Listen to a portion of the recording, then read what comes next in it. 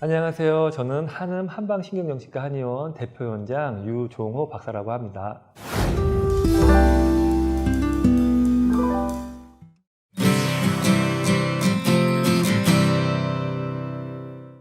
예, 그럴 수 있습니다. 우선 이제 신경과와 정신과를 좀 분리해서 보셔야 되시는데요. 의과에서는 신경과랑 정신과가 옛날에 분리가 됐는데 한의과에서는 아직 분리가 안 됐습니다. 두통이나 어지럼증, 중풍 같은 신경과 질환은 한방으로 많이 치료하시는 건 이해 가시죠? 네, 그런 거랑 똑같습니다.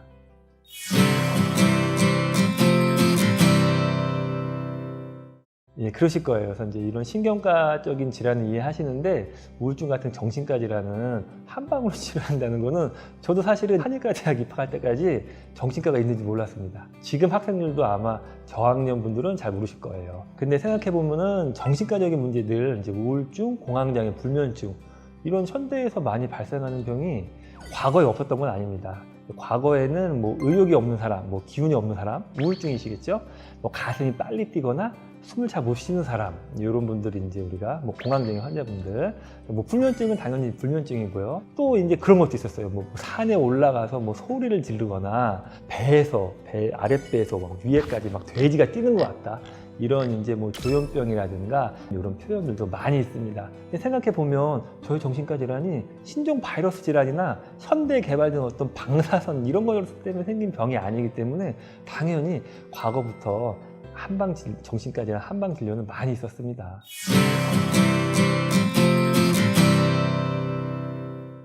우선은 우리 옛 조상님들은 머리보다 몸을 좀 많이 쓰셨죠. 그냥 하루 종일 밥 가시고 물 하나 드시려고 수키로 걸어오시고 하시다 보니까 당연히 어깨, 허리, 목 이런 이제 근골격계 질환이 일단 많았고요. 식사도 또 잘 못 하시고 또 속에 불편한 것들 많이 하시니까 소화기 질환 치료, 보약 치료 같은 것들이 이제 많이 있었습니다.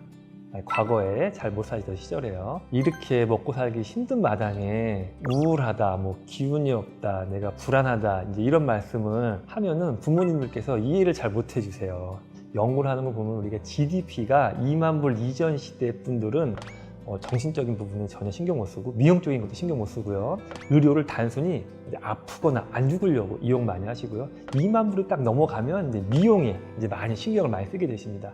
우리나라도 보면은 과거 IMF 극복하고 2만 불 넘어가서부터 여드름 치료, 다이어트 치료, 성형외과 같은 게 많이 생겼고요.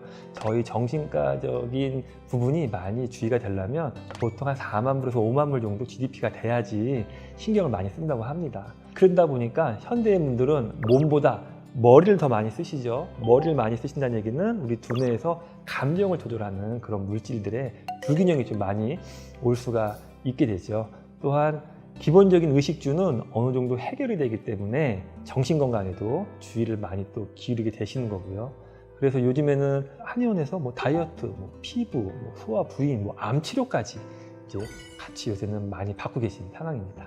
예를 들어서 우리 화병이라고 하는 거는 한의학적인 진단명이죠. 과거에도 우리 조상님들 중에서도 물질이 풍부한데 몸은 안 쓰고 머리만 쓰신 분들 계셨어요. 그런 분들이 귀족, 왕족 분들이고요. 그래서 저희가 한의학의 정신치료 기록을 보려면 보통 이제 귀족, 왕족들 기록을 보면은 거기 많이 나옵니다.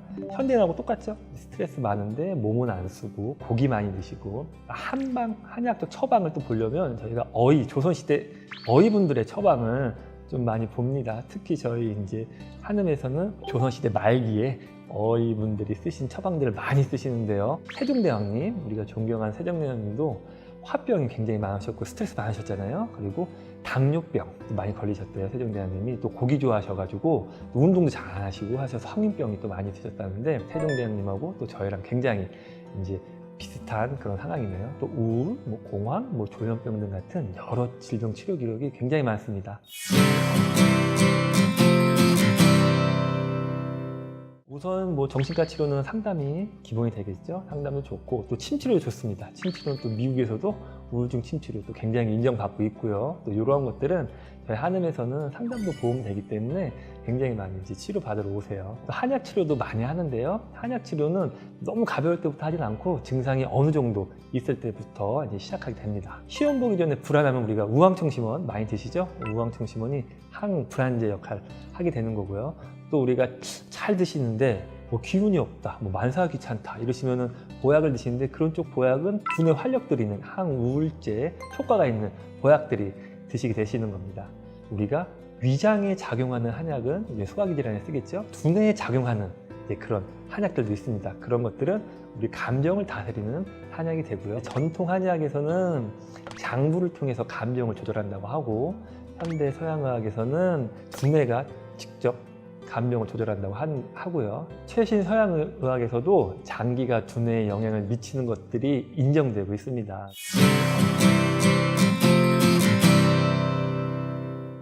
예, 이런 말씀 진짜 많이 물어보세요. 아니, 한약이 어떻게 머리로 가냐, 두뇌로 가냐? 근데 우리가 생각해보면 술, 담배, 커피 다 이제 두뇌 작용하는 거죠. 극단적으로 마약 같은 것도 천연물인데, 물론 합성 마약도 있지만 천연물인데 두뇌 작용을 하는 거고요. 우리 두뇌는 원래 다른 장기보다 조금 더 약물이 잘 못 들어오게 비비비라고 장벽이 있습니다. 그렇지만 한약도 모든 한약이 다 가는 건 아니고요. 두뇌에 작용하는 천마 같은 한약들이 연구가 굉장히 많이 되고 있습니다.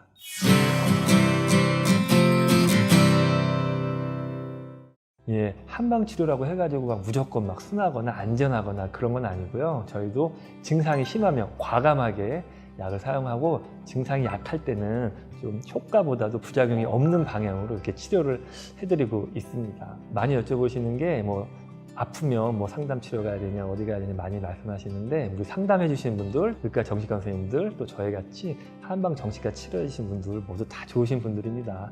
그런데 이 병의 특성상 마음이 계속 흔들리세요. 치료받으시다가 내가 치료 잘 되고 있나 안 되고 있나, 이 선생님 나한테 관심이 있나 없나 굉장히 고민 많으시는데, 그럴수록 선생님하고 좀 더 커뮤니케이션을 솔직하게 하시고 믿고 의지하시면 좋은 결과가 있으실 겁니다.